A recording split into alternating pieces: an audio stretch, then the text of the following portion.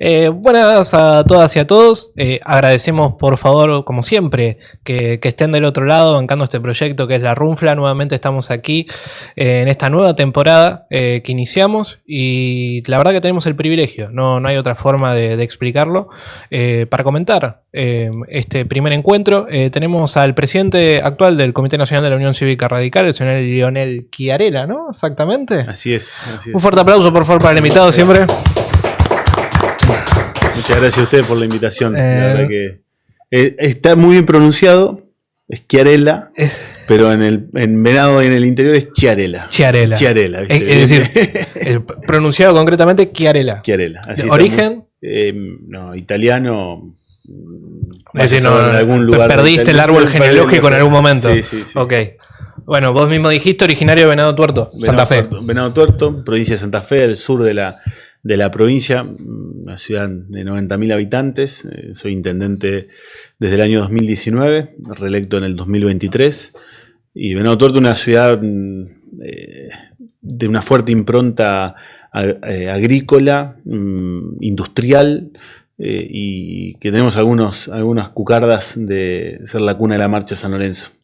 Y ¿Lo reivindican? Sí. La verdad que... Porque está el municipio de San Lorenzo, por supuesto. Está la ciudad de San Lorenzo y ustedes que tienen una especie de pica ahí por el lado histórico. ¿O? No. Lo que pasa en San Lorenzo es donde se hizo el combate. Y en Venado Tuerto, donde Cayetano Silva compuso la marcha San Lorenzo, que es una marcha muy linda. Cabra, el soldado. Exactamente.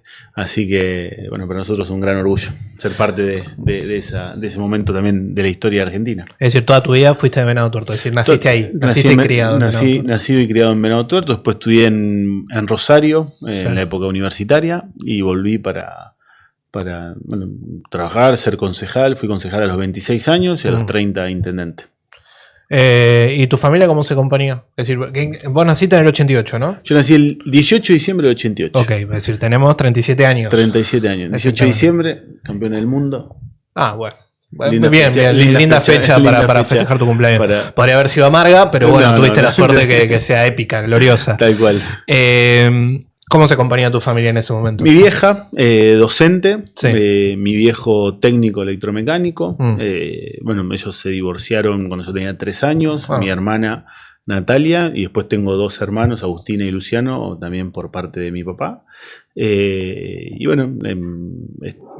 en la escuela primaria, secundaria, pública y en la universidad pública, así que la verdad que con mucho esfuerzo, en familia laburante, mi vieja, como te decía, docente, con mucho esfuerzo. Durante bastante tiempo viví con mis abuelos también. ¿Y tus abuelos a qué se dedicaban? Mi abuelo fue metalúrgico durante mucho tiempo. Sí. Y después en la última parte era mozo, cobrador de uno de los clubes de ahí, de la ciudad. Sí. Después tuvo la enfermedad de Alzheimer y falleció de eso. Qué triste. Y mi abuela trabajó en diferentes cuestiones administrativas y después cuando tenía un par de casas que alquilaba y con eso sobrevivía. Una familia de clase media aspiracional, podríamos decir que te criaron. Trabajadora. Sí. La verdad que ¿fuiste primero universitario de la familia? Primero universitario de la familia. Mucho esfuerzo. Mi vieja laburando mucho para que pueda estar en Rosario. Yo los primeros años, cuando estudiaba en Rosario, volvía todos los fines de semana a Venado a laburar de mozo en un bar para tener un mango más para poder ayudar a mi vieja. Después eso hice el primer año y el segundo año de la facultad. Ya el tercero era como que se complicaba más porque también había más exigencia y después siempre teniendo algún trabajo extra para poder ayudar y poder acompañar el esfuerzo de mi vieja. Tenía 3 trabajos para que con mi hermana pudiéramos estudiar ¿Tu hermana qué estudió? Mi hermana estudió chef durante la secundaria, hoy se dedica a eso, y después estudió todo lo que es organización de eventos y demás, pero siempre fue más del lado de la cocina. Hoy tiene un emprendimiento de viandas y de cocina, así que la verdad que muy contento con lo que hacemos. ¿Y la vida de mozo? ¿Cómo era? Linda. ¿Te divertías o era algo bastante tedioso? No, me divertía porque era tipo era un bar y tipo pub, ¿viste? Entonces era como, había que ser medio malabarista porque tenías que ir con el coso, no era con la bandeja, sino era con el fernet, con el coso ahí. Con todas las cosas. Y la verdad que me divertía bastante, obviamente en una época en donde lo necesitaba, pero lo disfruté. Fue como algo que dije, che, esto me gustó. El laburo, el equipo que había en el bar era muy bueno. Y la verdad que ¿Ese bar existe en la actualidad? No, no existe más. No existe más. Y Senia se llamaba. Y la verdad que estaba bueno. Y también fue un lugar donde conocí muchísima gente. Y muchos hoy, che, vos eras el mozo de Senia, eras un intendente, ¿viste? Claro. De mozo de Senia intendente, una historia de superación. No, y todos, muchos sabiendo que el laburo lo hacía para poder seguir estudiando. Y la verdad que lo disfruté mucho. Fue como un laburo. Y previamente en la secundaria, siempre en el verano, siempre algún laburo hacía, alguna changa como para tener un mango y para. Nada, siempre también como que fue una cuestión que mi vieja me inculcó mucho, la familia de esforzarse, de laburar y está bueno. ¿Volver a Venado Tuerto, que era una cuestión que te impulsaba desde el punto de vista de la nostalgia, o realmente vos tenías otros planes, en el sentido como, bueno, voy a estudiar una carrera universitaria, capaz me asiento en Rosario y continúo por otro lado? Esta cosa, ¿no? De volver a las raíces, de volver al pueblo, es decir, ¿qué era realmente lo que te impulsaba a terminar tu formación universitaria y volver? Siempre tuve claro que quería volver, porque desde que empecé a militar en la Juventud Radical y desde que empecé a militar a los 15 años en el colegio secundario, siempre tuve la seguridad de que iba a volver porque quería transitar el camino de la política en mi ciudad, en la ciudad que amo, que me gusta, que disfrutaba mucho de estar ahí. Eso se precipitó porque en el año 2012 tengo la posibilidad de volver antes y terminar de estudiar a distancia, rendir las últimas 10 materias como libre, se llama, digamos, pero a distancia. También se precipitó porque en ese momento, en septiembre, mi mamá y mi hermana tienen un accidente de tránsito que digamos, fue un milagro de Dios que hoy estén vivas, entonces como que fue todo un contexto, justo también me ofrecen volver. Y decido volver a pesar de que todavía me quedaban materias por rendir. Y en marzo de 2014 me recibo de abogado. Y en diciembre de 2014 y enero de 2015 el equipo me propone ser candidato a concejal, así que ahí arrancamos un camino a los 26 años y después, bueno, en 2019 ser candidato a intendente de la ciudad con 30 años fue la verdad que para mí algo muy, muy, muy lindo. ¿Te sorprendió y te generó algún tipo de peso esta cuestión ascendente a muy corta edad? Es decir, ¿sentías que no estabas preparado para las cosas? O, es decir, ¿generó una sorpresa y un desafío enorme para alguien tan joven? Pues me parece algo natural. Sí, yo siempre como que tenía el convencimiento de que quería hacer y trabajamos para que eso suceda. Y después hay algo que me pareció que como que fue un gran acierto, que a la hora de formar el equipo, de que fuera el equipo de gestión, que es el que me acompaña en su totalidad casi hasta hoy, es elegir personas que sepan más que yo. Claro. Digamos. Entonces, no le tenés miedo al talento. No, al contrario, creo que nos ayuda, que nos potencia y que el rol del liderazgo es cómo guías y cómo haces parte para que esas decisiones sean colectivas. Si como líder querés que todo pase por vos y que todas las decisiones las tenés que tomar vos, bueno, nada, no creo en esos liderazgos. Al contrario, creo en los liderazgos donde todos son parte y donde cada uno aporta su granito de arena para una construcción más colectiva. Y sí, también lo que nos pasó fue que en un momento lo que se planteaba que era una fortaleza, que era ser joven, empezó a ser como a veces una debilidad, una mochila, de decir, che, bueno, pero no es muy pendejo para ser intendente. Y bueno, y ahí tomamos una decisión que también fue importante, que fue disruptiva en términos de la campaña, que fue ir con determinados sectores de la ciudad, sobre todo sectores productivos, decir, che, mira, vamos a hablar cara a cara, uno a uno. Entonces por ahí caíamos una empresa Sí. y íbamos sin fotógrafos, Claro, sin claro, nada. bueno. Y che, bueno, vamos, viste la típica campaña de, bueno, vamos a recorrer la Sí, sí, empresa una con puesta en escena, el un reel, político, sí, con el, sí, con sí. el gorrí, con el casquito. Sí, sí, sí. Y yo le decía, che, no, yo vengo a hablar con vos. Claro, charlemos. Y la pregunta era, ¿qué necesitas de un intendente? Claro. Y ahí era como que se generaba un intercambio de escucha y también de contarle qué es lo que nosotros queríamos hacer en la ciudad.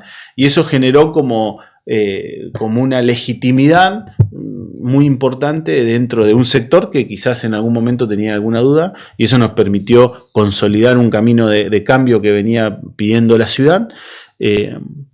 Y también sabiendo que en esa primera elección la ciudad estaba necesitando un cambio. Claro. ¿Sí? Después de 24 años de peronismo, 24 años de gobierno de la misma familia. Y también fue muy importante, y creo que es importante a la hora de poder analizar los resultados electorales, que los votos no son individuales. Digo, ¿no? En ese momento decir, bueno, che, sacamos un determinado porcentaje de votos. Es mío. No es tuyo. Claro. Es producto de un momento, de una circunstancia. Cuando te eligen, tenés que empezar de cero a demostrar de por qué te eligieron. Claro. Y el segunda elección, seguramente ahí sí ya puedas consolidar, que fue donde nosotros pudimos consolidar todo el proceso de cambio en la ciudad. ¿El 83% de los votos son tuyos ahora? No, tampoco, pero sí son resultado de una gestión. Claro, okay. ¿Sí? Ahí es donde la gente pudo decir, sí, votamos a esto. En otra circunstancia quizá era una parte, votamos a esto, y otra parte, queremos que se vayan los otros. Y hay que tener claridad sobre esa circunstancia. Y bueno, y así es como llegamos a la intendencia con 30 años y a los 3 meses la pandemia. Así que Tuvo un desafío. Tuvo un desafío, la verdad. Y tengo una consulta. ¿Por qué el radicalismo? ¿Cuál fue el inicio en donde arrancó todo? ¿Tu primer acercamiento? ¿Si viene por familia o fue un absoluto desconocimiento y algún amigo, algún conocido te impartió algún tipo de interés sobre esa fuerza política? ¿Dónde arrancó todo? Creo que hay un poco de cada una de las cosas. En mi familia, mi bisabuelo era bien radical, de Córdoba, de Coronel Moldes, claro. De los pagos de la provincia de Arturo Illia, y había como un vínculo ahí con ese proceso y con ese momento de la historia. Pero a la vez también mi abuelo materno y mi bisabuela paterna, digamos, pero sobre todo mi abuelo materno, que era metalúrgico, del sindicalismo, de la UOM, fue secretario administrativo de la UOM en Venado y demás. Mi abuela materna, que era con las dos personas que nosotros vivimos durante mucho tiempo con mi mamá y con mi hermana, del PDP. Y mi mamá en algún momento militó en el radicalismo. Entonces, bueno, había como un variopinto bastante interesante. Sí. Y cuando iba al colegio técnico, al industrial, empecé a participar del proyecto Concejales por un Día, que es un simulacro de ser concejales. Y me acuerdo en ese momento el único concejal que se quedó a escuchar todos los proyectos de los jóvenes fue Lisandro Enrico, quien hoy es ministro de Obras Públicas de la provincia, fue senador provincial. Y dije, che, mirá, o sea, y se interesó por los proyectos y demás. Y un día fui a la oficina, le golpeé la puerta y dije, quiero empezar a militar en la Juventud Radical. Yo sabía que él era radical y lo empecé a seguir un poco. Y fue así, literal, un día caí a la oficina y digo, Lisandro, quiero empezar a militar en la Juventud Radical. Bueno, me sumé a la juventud y ahí empezamos a hacer actividades. Después fui presidente del centro estudiante en el colegio y a los 18 años fui presidente de la Juventud Radical de Venado. Y a partir de ahí empecé todo un camino de trabajo y de militancia y de formación dentro del radicalismo. ¿Militaste? En la facultad milité, en la agrupación estudiantil que se llama 1983, la UNR. De la UNR, que hoy conduce el centro de estudiantes. Y bueno, ahí cuando me sumo a la agrupación era como que recién estaba arrancando, así como fui parte de esos momentos iniciales del movimiento o de la agrupación estudiantil, así que la verdad que también y fue un gran aprendizaje la militancia universitaria, que después lo pudimos trasladar a la militancia en la ciudad, en la gestión. Hay muchas cosas que se aprenden en la militancia universitaria que después las aplicás en el día a día de la gestión. Y tengo una consulta que algo que no te digo que no me deja dormir, pero me genera muchísima intriga sobre tu persona. Primero que nada, algo que yo siempre comento, nosotros te preguntamos antes de esta entrevista si no querías tocar algún tema, y todo lo contrario, fuiste muy abierto y dijiste podés preguntar de lo que vos quieras. Obviamente que no voy a hacer abuso de eso. Además, realmente me pareces muy cálido y muy sincero. Y en base a tu sinceridad, realmente te quiero consultar. Una persona, no te digo exitosa dentro de lo que es su trayectoria política, con, ¿cómo te puedo decir? Toda una experiencia de gestión, toda una experiencia de desarrollo, de historia y demás. ¿Por qué venir a meterse en un quilombo tan grande y para mí un poco anacrónico, que es hacerse cargo de la Unión Cívica Radical y del Comité Nacional de la Unión Cívica Radical? Es decir, y alguien también muy joven. ¿Cómo fue el proceso? ¿Te pusieron un 38 y te obligaron? No, nadie me obligó. ¿O vos aceptaste libremente? Es decir, contame un poco de cómo fue todo ese proceso. Mira, yo creo que ante todo somos militantes. Antes que cualquier cargo que nos toque ocupar, intendente, somos militantes políticos. Y yo estoy muy agradecido al partido, porque el partido es el lugar donde me formé y donde me sigo formando como militante y como, en mi caso, como gestor y como intendente. Y creo que cuando se dio la oportunidad de que el partido pueda tener una propuesta de renovación, de juventud, de gestión, creo que desde el lugar donde puedo representar y podemos representar todos los que formamos el equipo de la mesa del Comité Nacional, era un desafío que son de los desafíos que hay que aceptar.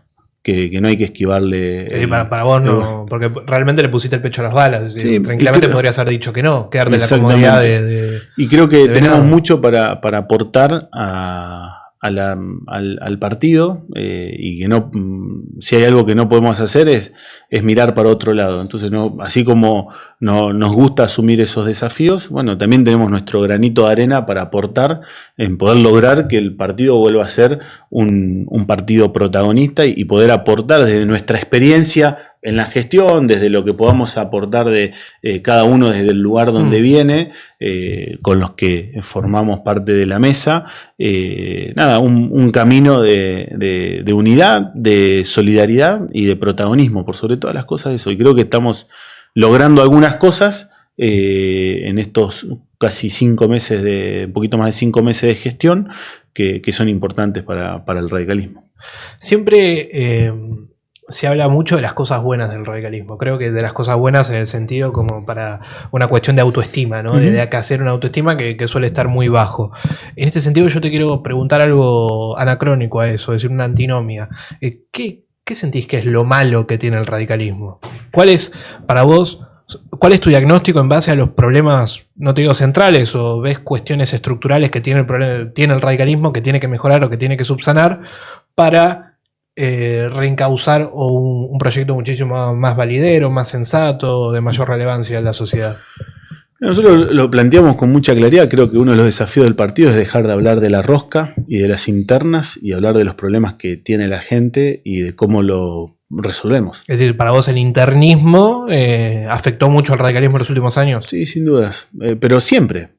Es decir, pero digo, históricamente, lo que pasa es que los procesos, sí, pero digo, en el 83 había un internismo, por supuesto, pero era una alternativa al país. Hoy, ¿en qué sentido? Sí, pero el resultado del 83, del proceso del 83, no lo pensemos solamente en el 83.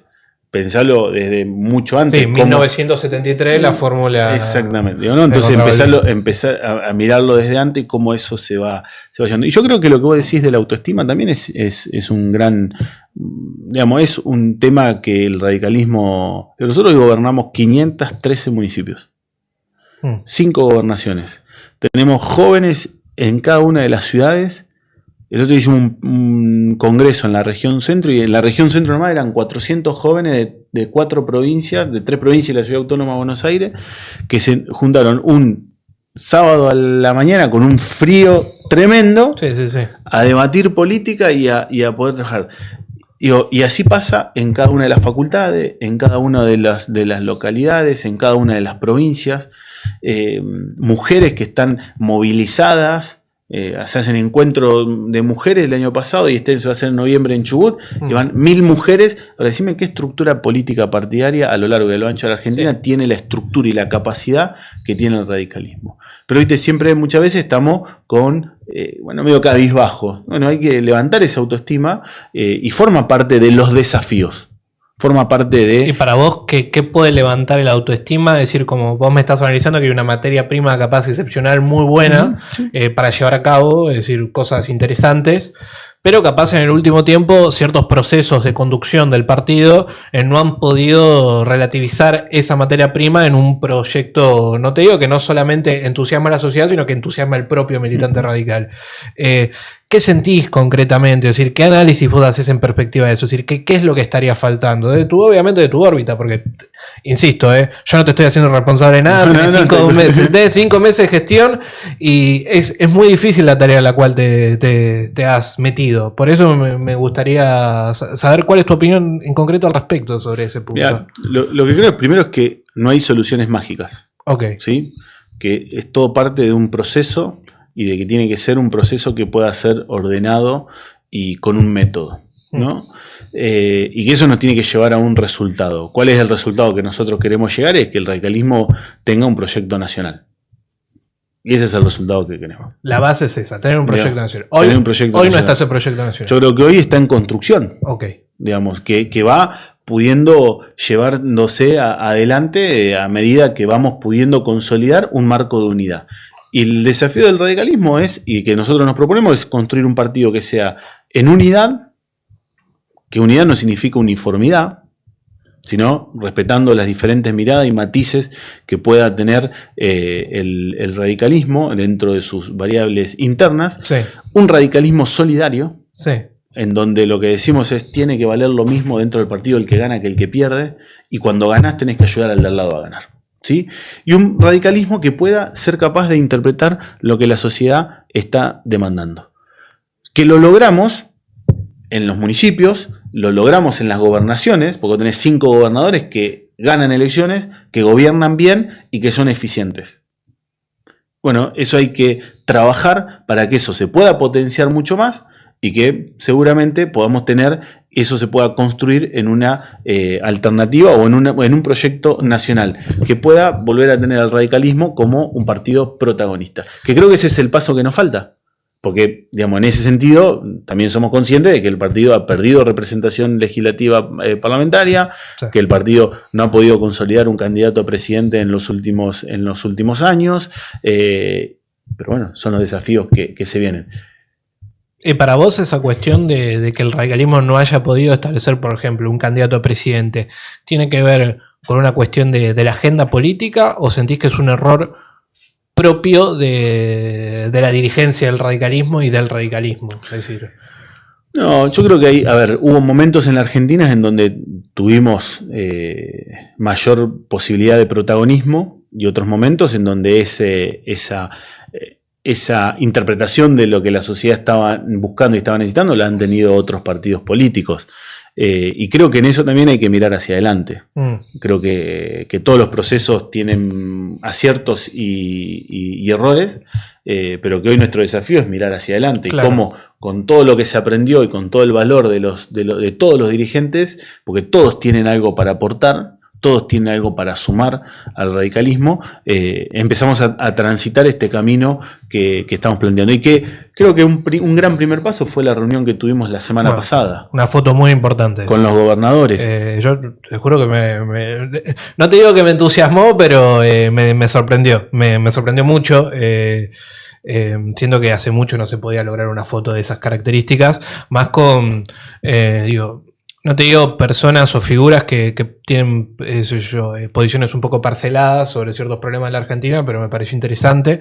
Y en base a esto de la uniformidad que vos decías, es decir, como que el radicalismo tiene que establecer una cierta tolerancia o un cierto marco de contención a las diferentes vertientes ideológicas, de representación, de análisis, etcétera.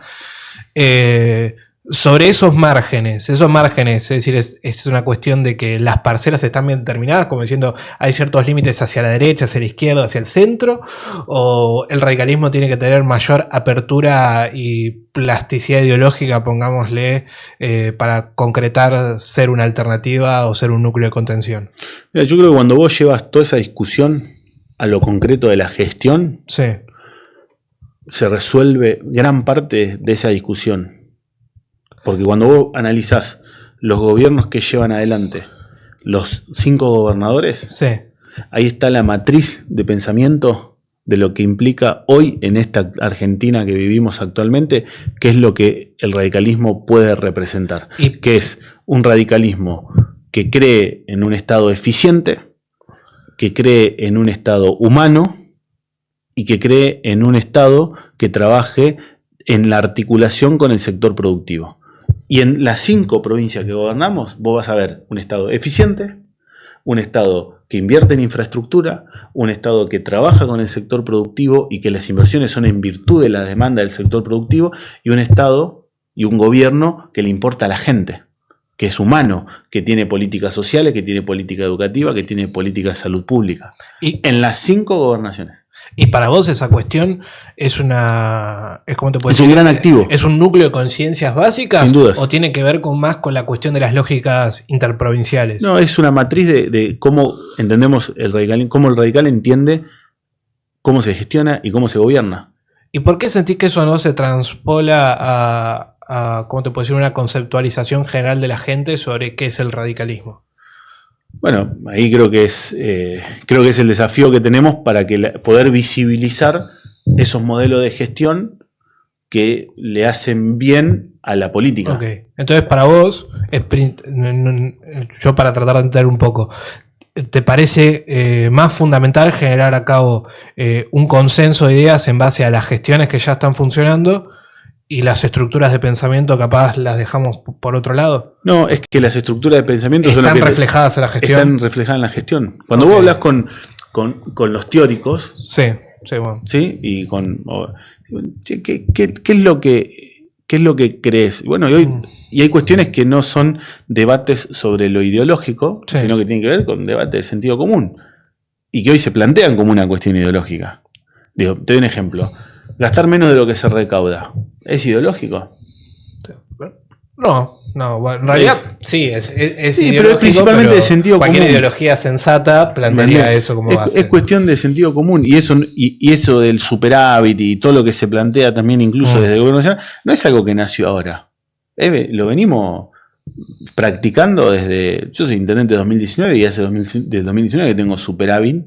2020, 2021, 2022, vos vas a Mendoza y tienen superávit, vas a Santa Fe y tenemos la cuenta equilibrada, vas a Corrientes y tienen la cuenta equilibrada. La pregunta es, ¿el superávit como construcción genealógica por sí solo no sirve? Exactamente. ¿Por qué por sí solo no sirve el superávit? Desde tu experiencia. Porque si vos el superávit lo construís recortando otros bienes públicos, no sirve. Si ese superávit vos después no lo traducís en mejoras en la infraestructura, en mejor educación, en mejor salud. Por eso te hablo de un Estado eficiente. El superávit, por el superávit solo, no alcanza. No sé si no sirve, pero no alcanza. ¿Y para vos este gobierno en cierto punto peca con su obsesión con el superávit? Yo creo que hay un análisis sobre esa situación que creo que es que ese superávit se construye en base en desmedro de otros bienes públicos que son importantes para la Argentina. Y estoy convencido que podríamos tener superávit de la misma manera con los bienes públicos también consolidados, como es la infraestructura, como es la educación y como es la salud. Porque cuando uno analiza las partidas presupuestarias de infraestructura, de lo que implicaría tantos kilómetros, bueno, no necesitas hacer toda la obra toda junta, sino vos podés planificar. Nosotros hacemos una cuadra de pavimento por semana en Venado Tuerto. No hicimos 300 cuadras todas juntas, que te comiste todo el presupuesto. Bueno, lo vas haciendo con un método, lo que implica la partida del financiamiento universitario. No te pone en riesgo el superávit. Eso son decisiones políticas e ideológicas.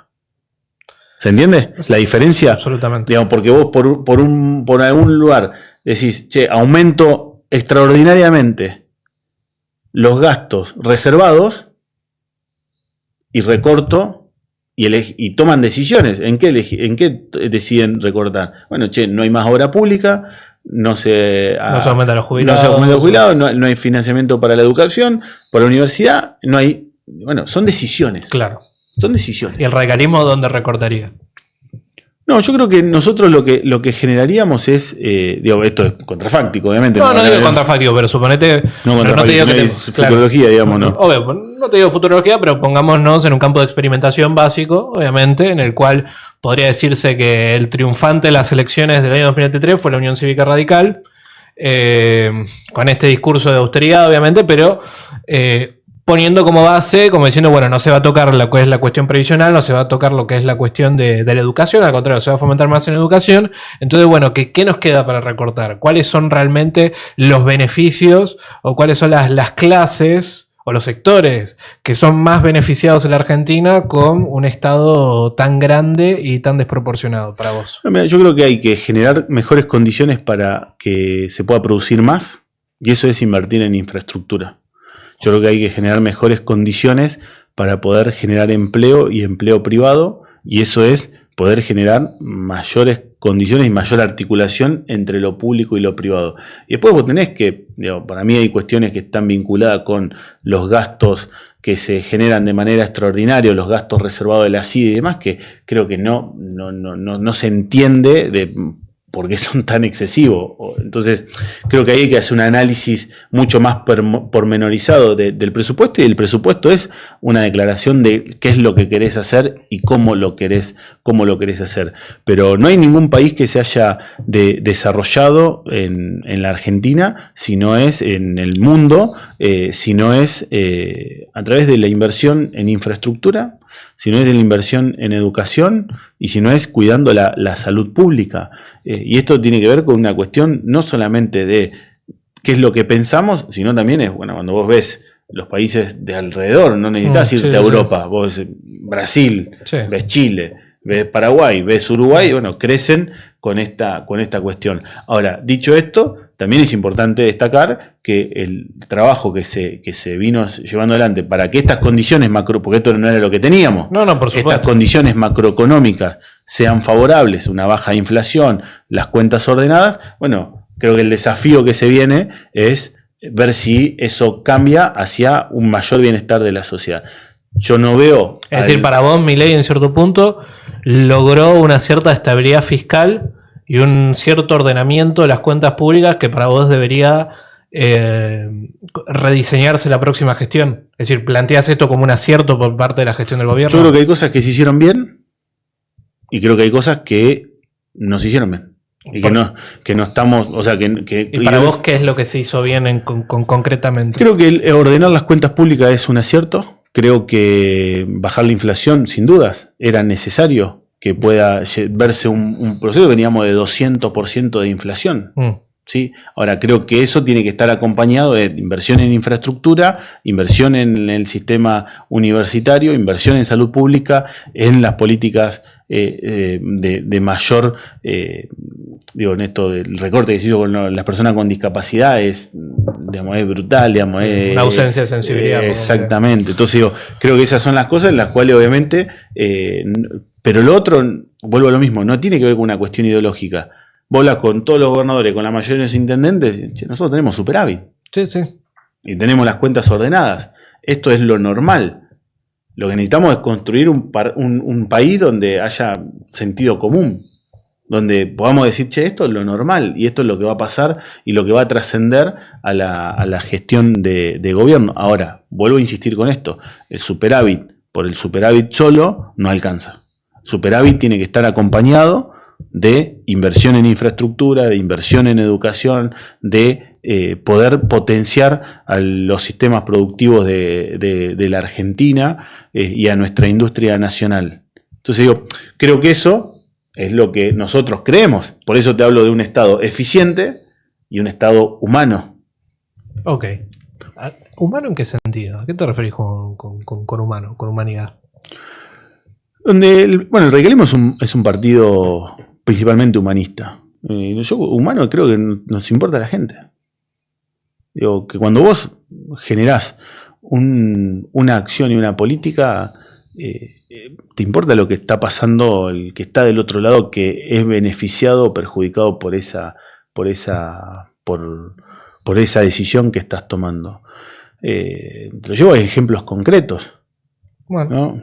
Nosotros, de gestión, sí, ¿no? Sí. Yo lo escuchaba el otro día al gobernador Maxi Puyaro. Sí. Sí. ¿En la reunión o en...? En la gestión de día, el gobierno nacional dejó de financiar lo que era el remediar. Sí. Y lo que tomó la decisión de decir, bueno, lo que no está en remediar, que era un programa nacional de remedio y demás, lo va a hacer la provincia, porque no vamos a permitir que en su caso, ningún santafesino se quede sin su remedio. Eso es ser humano. Okay. Eso es tener un estado humano que nos importa. Que nos importa a la gente, en serio. Te doy un ejemplo local, personal. Sí. Nosotros trabajamos mucho en la lucha contra el narcotráfico, denunciando a los que venden y distribuyen droga. Ahora, vos te podés quedar con eso solamente.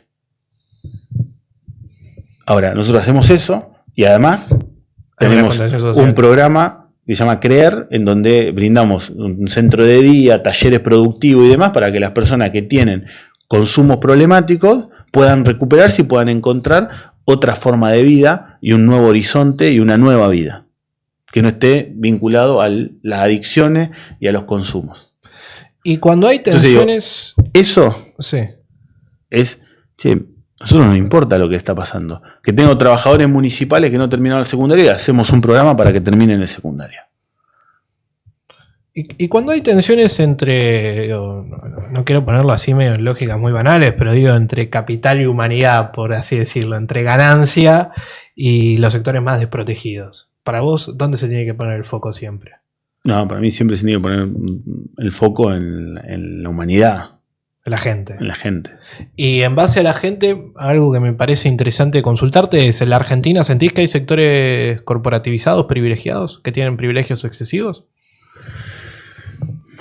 Es una buena pregunta. No sé si hay una respuesta sí o no. No te podría decir si... Pero como diciendo que se privilegiaron a costa del sufrimiento de esta gente. Como te puedo decir, en este gobierno hay ciertos sectores que intencionalmente han sido muy privilegiados con un ajuste brutal a sectores como puede ser la educación, la salud, cosas que vos me acabas de enumerar. Yo lo que sí veo, no sé si eso después se vio reflejado en un privilegio para algún sector determinado, no lo sé, sinceramente. O no lo tengo ahora prueba como para decir, esto sí. Sí sé que hubo ajustes sobre sectores como los jubilados, como la educación, como la salud, como la persona con discapacidad, que son sectores que están sufriendo, que la están pasando mal. Y que después hay una realidad hoy en la calle, es que a mucha gente no le alcanza la plata para llegar a fin de mes. Y que eso es un problema. Y que creo que hoy es parte de esa realidad, de cómo esas soluciones macroeconómicas, bueno, se ven reflejadas en un bienestar de la sociedad, que hoy simplemente es, bueno, ¿te alcanza la guita para llegar a fin de mes o no te alcanza para llegar la guita a fin de mes? Y esto no es ni siquiera una crítica, es un dato objetivo. Vos encontrás a todos los analistas, a todos los políticos, a todo el mundo diciendo, salí a la calle y te das cuenta. Gente no alcanza, no llega la guita a fin de mes, no rinde en determinados sectores. Hay otros sectores que no, digamos, pero en esos sectores, bueno, y eso es un problema, porque ahí vos después es cómo se engancha y cómo se genera eso, digamos, cómo empieza el endeudamiento familiar, cómo empieza la situación de a quién le pido plata, si le pido plata al banco, si le pido plata a la billetera virtual, o si le pido plata al prestamista, que la tasa es mucho más alta, y que te puede cortar las manos mañana. O si le pido plata al narco. Depende de dónde vivas y depende de qué realidad tengas. Cada una de esas es cada vez más compleja, sobre todo la última. Cuando tu única salvación es pedirle plata al narco. Y en base a eso, pensando en una hibris colectiva, de cara a que el próximo año hay elecciones presidenciales, ¿el radicalismo para vos ¿en qué postura debería ponerse en base a eso? Digo, tienen que armar una gran coalición, tienen que darse con sectores que capaz en su momento tenían posturas irreconciliables y no se podían alinear. ¿Cómo son varias preguntas, obviamente, en una misma interrogante, pero digo, esta cuestión, este gran problema que tiene el radicalismo, ¿no? Hay muchos que apelan a una tesis, yo un poco no adhiero, pero esta cosa de que el radicalismo se ha convertido en una confederación de partidos provinciales y que cada provincia tiene su lógica, su libertad de acción y obviamente su propia realidad. ¿Vos sentís que existe la posibilidad real, concreta, certera, de que el radicalismo pueda encolumnarse en un proyecto nacional el próximo año, o todavía falta mucho tiempo y hay que esperar? Como te dije al principio de la nota, yo creo que es un proceso. Y hoy estamos transitando ese proceso. Y que el primer paso es, puertas hacia adentro, ¿cómo fortalecemos la organización? ¿Y para vos cómo se debe fortalecer esa organización puertas adentro? Puertas adentro como lo estamos haciendo, creo. O sea, por lo menos lo que estamos intentando. Es decir, el otro día que se armó esta mesa muy interesante. Primero que nada, ¿cómo lograste esa gestión de esa mesa que parecía imposible hace muy poco tiempo? Con mucho diálogo. Es decir, te moviste hasta Mendoza. Con mucho diálogo, hablando con todos los gobernadores, hablando con todos los que forman parte de la mesa, que representan y formamos un equipo. Sí. Digamos, y ese diálogo que permita, vamos a reunirnos para empezar a trazar una agenda común de trabajo entre el comité, los gobernadores. Hicimos un encuentro de intendentes en febrero, donde reunieron... ¿Y con los gobernadores encontraste gente muy bien intencionada a llevar a cabo un proceso colectivo? Sí, como que estaban genuinamente interesados. Hay una agenda de trabajo conjunta entre los 5 gobernadores, los intendentes, la mesa del Comité Nacional, de cómo fortalecemos el partido. Y creo que eso es lo que nos tiene que abocar hoy en 100%. Si yo te digo, mirá, vamos a Juan y empezás a hablar de los nombres propios para el 2027, falta un año. Sí, por supuesto. Falta un montón. Y además creo que tenemos problemas muchísimo más complejos que el de elegir un nombre. Exactamente. Entonces, lo que digo es, nuestro foco, ¿dónde está puesto hoy? Bueno, nuestro foco está puesto en cómo movilizamos al partido. Muchas veces la movilización se da en las propias provincias, pero también recorrer, escuchar. A mí como presidente es escuchar qué es lo que... Un presidente del Comité Nacional no se tiene que quedar en Buenos Aires, tiene que salir con el auto a recorrer todas las provincias. Y nosotros en estos 4 meses recorrimos ya 8 provincias.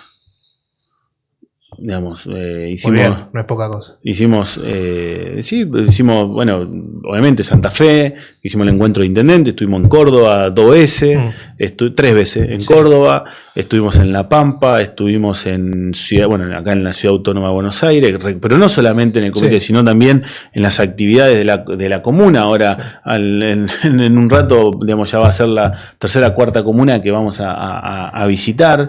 Estuvimos en La Pampa, estuvimos en Neuquén, estuvimos en Tierra del Fuego, estuvimos en Santa Cruz.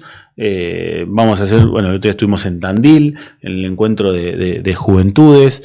Creo que es una tarea, y a partir de ahora también seguir recorriendo. El compromiso que asumí es poder estar presente en todas las provincias de la Argentina, acompañando y escuchando por sobre todas las cosas. Eso forma parte de cómo consolidamos y cómo movilizamos al partido, cómo trabajamos en un proyecto de unidad, y eso lo logramos.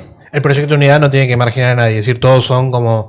Es decir, bienvenidos para competir dentro de un lugar del radicalismo, puede ser. Sí, y bienvenidos por ejemplo, yo hablé con mis compañeros recién y tomé la decisión. Creo que yo soy el mejor candidato para presidente por la Unión Cívica Radical. ¿Vos me bancarías? Bienvenido.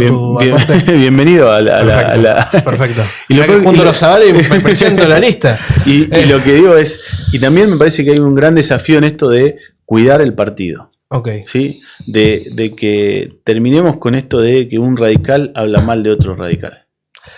¿Te molesta eso? Sí, me molesta. ¿Te molesta, por ejemplo, así, cómo te puedo decir? Mira, nosotros hace poco, ya hace un año va a ser, vino acá una persona, un conocido. Mate, loco.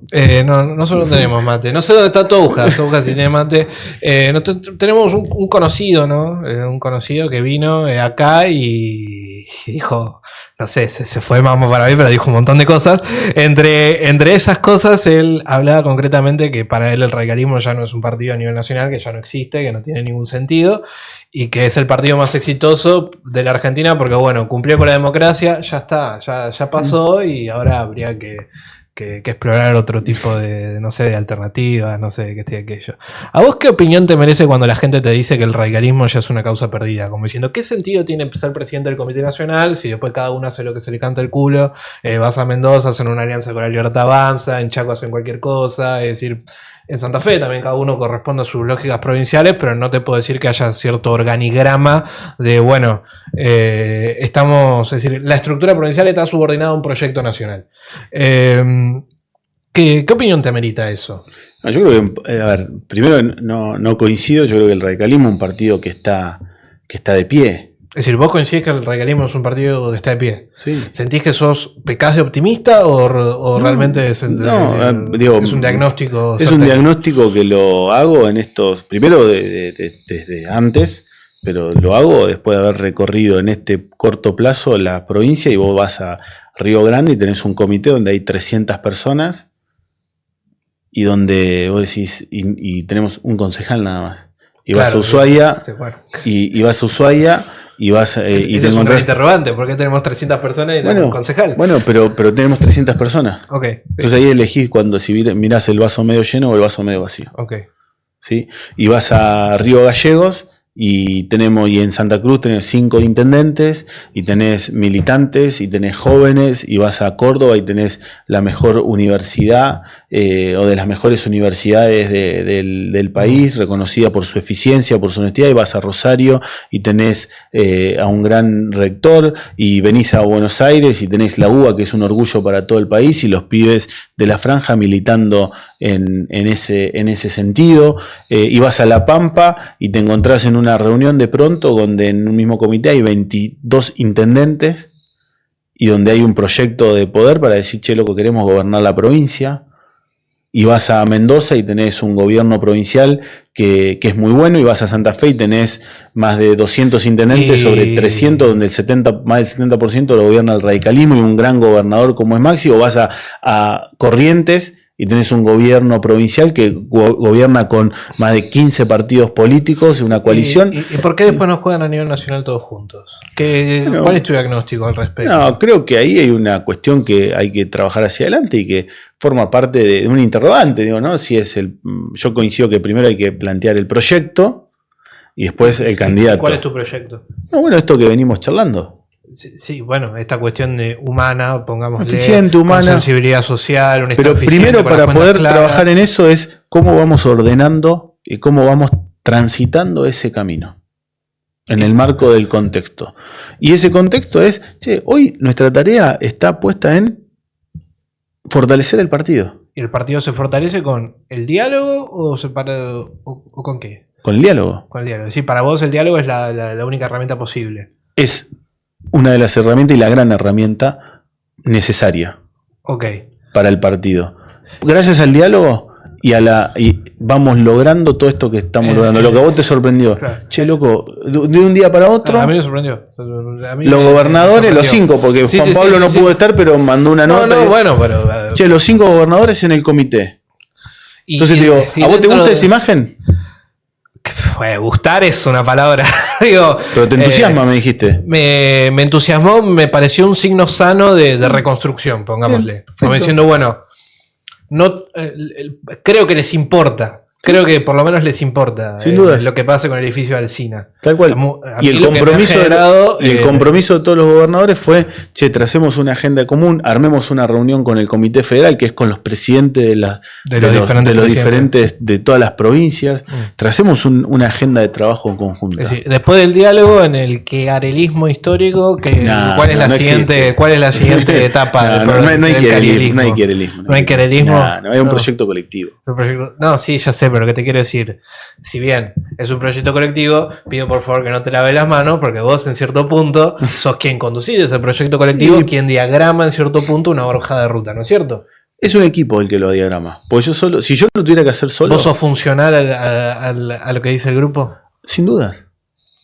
Y el grupo también construye en base a lo que planteamos como un estilo. Y en ese grupo y en esa mesa es en equipo, mucho diálogo entre todos los sectores y entre todos los actores que forman parte de la mesa. Es decir, y mucho trabajo por sobre todas las cosas. No hay que expulsar a nadie entonces. Viste que siempre, no te digo expulsar a nadie, pero yo estoy en contra, te digo que estoy en contra con esta lógica, si bien me parece que hay ciertos radicales que yo veo que obviamente desde una cuestión meramente política me parece que no tienen vergüenza para votar ciertas cosas, adherir a ciertas políticas o en todo lo contrario, lo que me parece peor aún, tomar una postura de silencio o esconderse ante semejantes situaciones que están pasando en el país.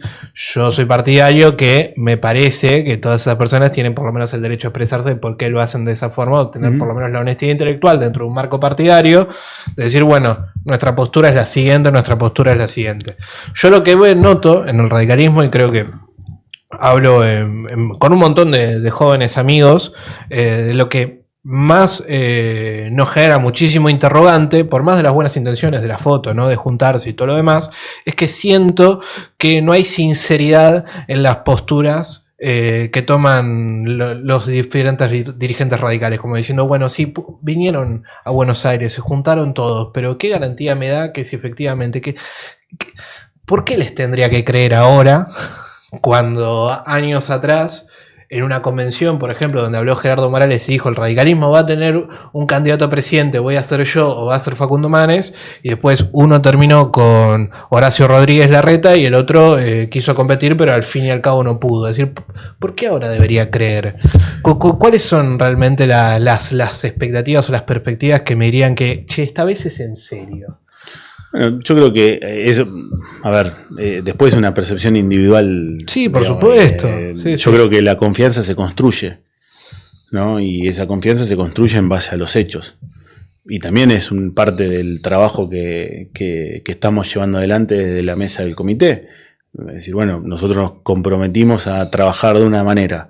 Estamos cumpliendo con esa manera, donde haya mucho diálogo, donde evitemos la pelea en lo público, donde las discusiones se den puertas hacia adentro, donde dejemos de hablar de la rosca, donde salgamos a recorrer el país, donde salgamos a escuchar a los afiliados y a los militantes, en donde podamos lograr un encuentro de intendentes, donde podamos lograr un encuentro entre los gobernadores. En la reunión de los gobernadores es volver a reunirnos, hacer una reunión del Comité Federal, es poder generar un trabajo de agenda común, donde la Fundación Alem pueda hacer, eso que vos decías, esa base de lo teórico y lo práctico en cuanto a la gestión, en donde la Juventud Radical esté movilizada, en donde la Franja Morada represente lo que viene representando, ganando centro estudiante y movilizando en defensa de la universidad y la educación pública, en donde la Organización de Trabajadores Radicales, diversidad, y todos estamos sentados en la misma mesa. Entonces, esa confianza, decir, che, ¿por qué ahora tengo que creer? Bueno, nada, yo no tengo la respuesta para decirte por qué ahora sí. Yo sí lo que te digo es, che, estamos transitando este camino. Okay. Puede ser al final del camino positivo o puede no darse el resultado que nosotros esperamos. Eso es... A ver, vos tenés todo el derecho a fracasar, varios atrás también fracasaron. No, y lo que nunca vamos a hacer es dejar de intentarlo. Bueno. Con una lógica. Sí. La lógica que me representa y que trato de expresar, y vos decís, che, y vuelvo a una de las primeras preguntas que me hiciste, es, bueno, ¿por qué elegiste ser presidente del partido? Bueno, y creo que esa forma en la cual gobernamos una ciudad y un estilo que tiene que ver con la formación política, con la militancia y con todo lo que hemos hecho, creo que tiene algo para aportar en este momento circunstancial del partido. ¿Por qué sentís que hay que cuidar al partido? Eso es algo que vos dijiste acá, textualmente. Porque creo que es la organización que nos cobija, porque es nuestra casa. Porque es el lugar donde a cada uno de nosotros nos permite ser donde estamos. Y porque el partido está por encima de nosotros. Por eso hay que cuidarlo. ¿Sentís que el partido se ha portado excesivamente, fue demasiado duro con gente con quien no debía hacerlo? Yo creo que quizás algunos dirigentes fueron más duros con otros, digamos, pero son parte, como te dije al principio, yo no vengo a juzgar ni a decir nada de lo que lo que pasó. No, pero digo en términos generales, ¿sentís que se cometieron muchos errores? Hay que tomar decisiones en un tiempo y en un momento determinado. Digo, no, yo creo que hay que mirar para adelante. Te voy a hacer una última pregunta, pero esta pregunta a mí no me interesa mucho, pero un amigo la pidió, así que me parece importante hacerla. Para cumplir con el amigo, ¿eh? Para cumplir con el amigo. El amigo pregunta sobre la Convención Nacional. Sí. Me dice cuándo se va a juntar la convención, si hay alguna fecha, si realmente tiene... A ver, estamos terminando muchos procesos internos dentro de algunas provincias. Sí. Terminar de resolver algunas de las intervenciones que todavía persisten, y creo que después de que pase todo el proceso está más en condiciones de poder convocarse a una convención nacional, así que eso forma parte de eso. Y para vos, tipo, la convención es un órgano que realmente tiene que preguntar, tiene que tener una relevancia importante en el debate. Sí. Todas las voces deberían, si estamos 9 horas de convención, es importante. Obvio que es importante. Perfecto. Y tengo una última pregunta. No última, porque tengo varias, pero tampoco quiero abusar de tu tiempo. No sé cómo estamos de tiempo. Él me dice, ok, no sé, vos que sos, le manejás la agenda, está el tipo al lado y vos... Obviamente que sí, para que haya un proyecto nacional es importante que haya una gran construcción macro de fondo, como las lógicas lamentablemente están imperando en la Argentina, de un gran armado en provincia de Buenos Aires y en Ciudad de Buenos Aires. Si no, es imposible ganar el país.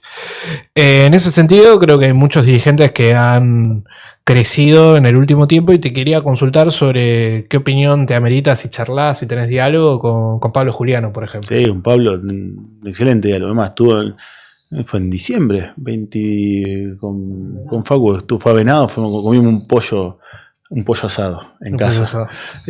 Con Pablo tengo un muy buen vínculo. Creo que el proceso tanto de la ciudad de Buenos Aires, en el marco de la unidad, como el último proceso de provincia de Buenos Aires, en el marco también de la unidad y del entendimiento, es muy positivo para el partido. Lo de Ciudad de Buenos Aires era más previsible que se dé de esa manera, porque se viene trabajando en ese sentido. Sí. En la provincia de Buenos Aires era una necesidad para el partido, y creo que todos han actuado con mucha madurez, entendiendo que lo mejor para el partido era la unidad, y que a partir de ahora viene otra hoja de ruta. Cumplida la unidad, es cómo logramos que en la provincia de Buenos Aires tener un proyecto de poder, y eso implica cómo tener más intendentes y cómo poder construir eso. Y ojalá que eso se pueda seguir dando en el marco de la unidad. Y en torno a... con Pablo hablamos, no te digo toda la semana, pero muy seguido. Muy seguido sobre este tema. Sobre todos los temas, también, digamos, muy bien en muchas de sus intervenciones, sí, en el Congreso. Es un gran dirigente, un gran militante, Pablo. Recorre. Y la verdad que en eso lo valoro mucho, como cada uno de los dirigentes que hoy asume la responsabilidad de representar al partido, como lo hemos charlado mucho en provincia de Buenos Aires también con Maxi Abad, con Pablo Dominicini, digamos, con todo el equipo de los diferentes sectores, con Miguel Fernández. Creo que todos tienen algo muy valioso para aportar al partido. El otro día estuve en Tandil. Uno ve la gestión de Tandil, estuvimos no solamente con Miguel. ¿Y en el conurbano por qué sentís que no se da esa misma lógica? No sé, eso no tendría que todavía... Reservo el derecho de opinión, todavía no pisaste el conurbano. Tengo que interiorizarme un poco más todavía sobre cómo estamos ahí, pero bueno, también hay grandes desafíos. Como te decía, el otro día estuvimos en Tandil con Miguel y con Matías, digamos, una gestión increíble la de Lungui en Tandil. Y bueno, creo que es a base de la gestión, de poder tener candidatos en cada una de las localidades, es donde vamos a poder traccionar mucho más.